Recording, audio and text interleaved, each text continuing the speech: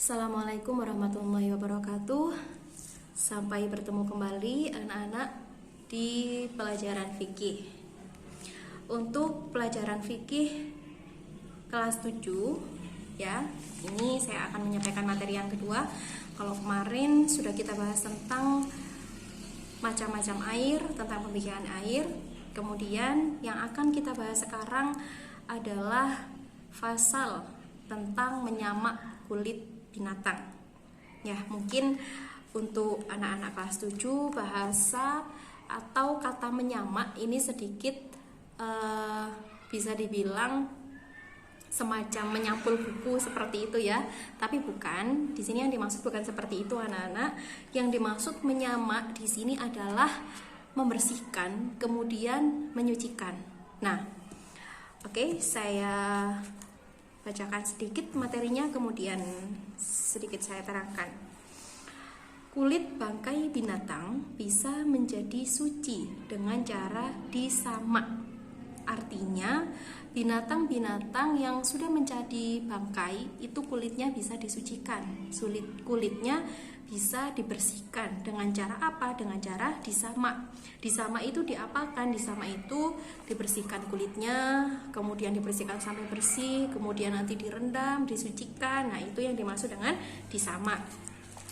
Kecuali kulitnya anjing, babi, dan binatang yang dilahirkan dari keduanya atau salah satunya. Jelas ya anak-anak, yang namanya anjing, babi, keturunannya atau keturunan salah satunya, misalnya anjing itu pernah katakanlah berhubungan dengan kambing katakanlah. Nah, kemudian yang dilahirkan adalah kambing. Itu yang dimaksud dengan keturunan dari salah satunya.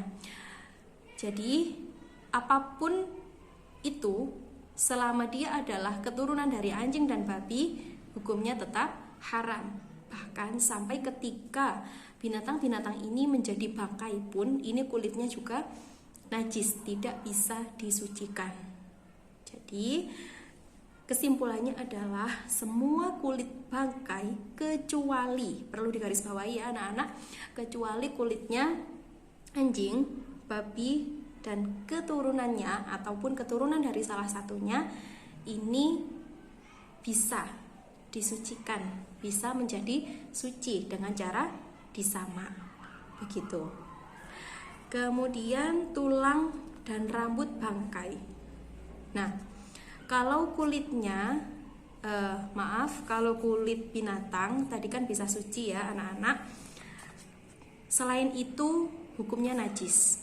Artinya ketika binatang itu sudah menjadi bangkai, maka yang bisa diambil, yang bisa disucikan itu hanya kulitnya. Sekali lagi, kecuali anjing dan babi. Nah, sedangkan bagaimana kalau berhubungan dengan mayat manusia? Kalau mayat manusia itu hukumnya tidak sama seperti dengan binatang. Kan tadi sudah sedikit saya singgung di awal, semua bagian dari binatang yang menjadi bangkai itu kan hukumnya najis, termasuk tulangnya. Nah, itu hukumnya najis kalau sudah menjadi bangkai.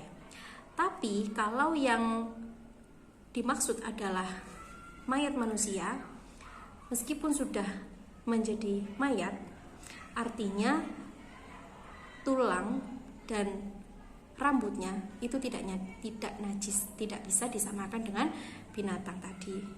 Bisa dipahami ya anak-anak? Itu. Kemudian pasal selanjutnya adalah larangan untuk menggunakan bejana atau wadah yang terbuat dari emas dan perak. Jadi begini, ada beberapa yang mungkin tahu ya, ada wadah yang terbuat dari emas dan perak.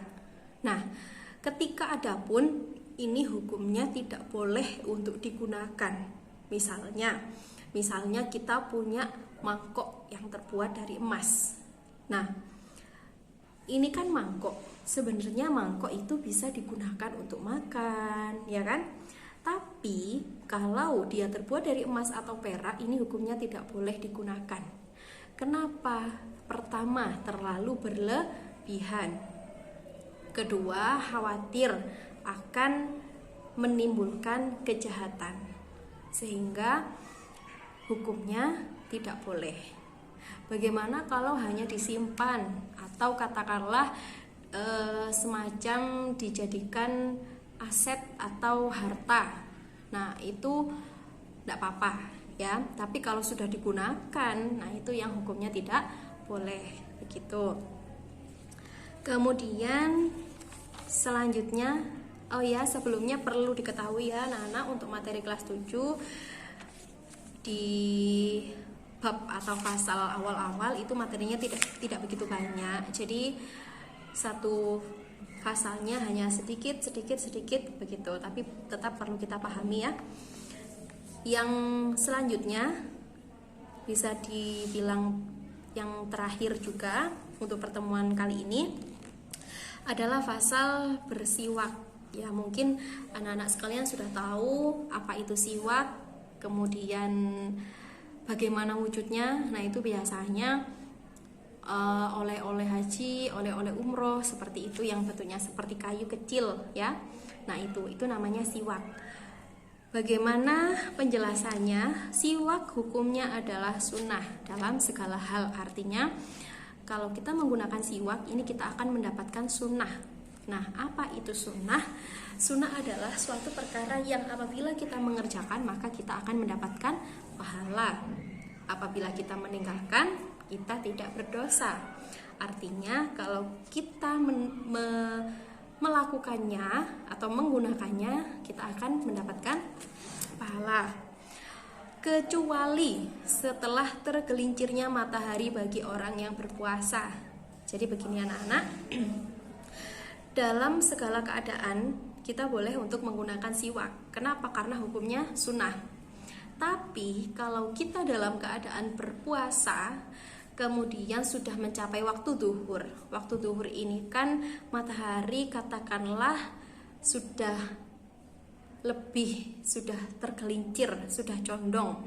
Ketika sudah memasuki waktu duhur, ini artinya matahari tergelincir, maka hukum penggunaan siwak tadi yang asalnya sunnah ini tidak lagi menjadi sunnah kalau kita berpuasa. Kenapa? Karena kalau kita berpuasa dan itu sudah memasuki waktu duhur, ini khawatir akan menimbulkan semacam kita merasakan enak di dalam mulut kita, sama halnya seperti berwudu. Ketika sudah memasuki waktu duhur, sudah matahari tergelincir, maka kalau misalnya kita wudu, ini kan akan terasa segar. Sama, bersiwak pun juga seperti itu. Ini berlaku bagi orang yang berpuasa. Tapi kalau kita tidak sedang dalam keadaan berpuasa, maka hukumnya sunnah. Begitu. Kemudian bersiwak sangat disunahkan dalam 3 kondisi atau 3 keadaan. Apa saja 3 keadaan itu? Tadi di awal sudah kita bahas kalau bersiwak itu sunnah dalam semua keadaan. Akan tetapi ada 3 keadaan yang hukumnya sangat sunnah. Apa saja? Yang pertama adalah ketika bau mulut berubah karena terlalu lama diam. Jadi mungkin pernah ya kita merasakan kita diem, gak ngomong sampai lama, terus pas sekali ngomong aromanya berubah.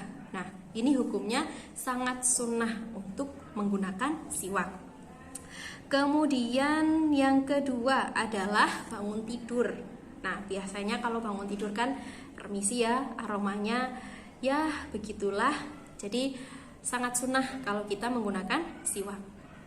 Yang ketiga adalah ketika hendak mengerjakan sholat. Nah, mungkin anak-anak pernah tahu orang-orang dewasa ya, biasanya ada siwak yang dibawa ketika sholat atau biasanya dijadikan satu dengan tasbihnya. Nah, kenapa seperti itu? Karena ketika kita hendak melaksanakan sholat, ini kesunahan siwak, kesunahan menggunakan siwak sangat besar. Begitu. Mungkin nanti akan saya contohkan, saya berikan contoh untuk penggunaan siwak itu bagaimana. Tapi sebelumnya cukup sekian dulu ya materi hari ini anak-anak. Silakan difahami, silakan dipelajari. Jangan lupa juga materi sebelumnya juga difahami. Ya, mumpung saya ingat bahwa ada satu tugas yang harus kalian kerjakan, sama seperti teman-temannya yang berada di kelas. Sebelumnya kan sudah kita bahas tentang macam-macam air, tentang pembagian air. Nah, tugas pertama adalah silakan kalian menghafalkan macam-macam air. Apa saja macam-macam air itu? Kemarin sudah kita bahas. Itu silakan dihafalkan agar kalian tahu mana saja air yang hukumnya suci dan boleh digunakan untuk bersuci. Kalau sudah dihafalkan, nanti silakan di video, kemudian hasilnya bisa dikirimkan ke saya. Begitu ya. Agar nanti kalian juga sama mendapatkan nilai tambahan seperti teman-teman yang lain. Oke anak-anak, mungkin cukup sekian untuk pertemuan hari ini. Semoga kita semua selalu diberikan kesehatan. Semoga dimanapun kalian berada, kalian tetap diberikan kemudahan di dalam mencari ilmu, dan semoga diberikan kefahaman. Terima kasih. Wassalamualaikum warahmatullahi wabarakatuh.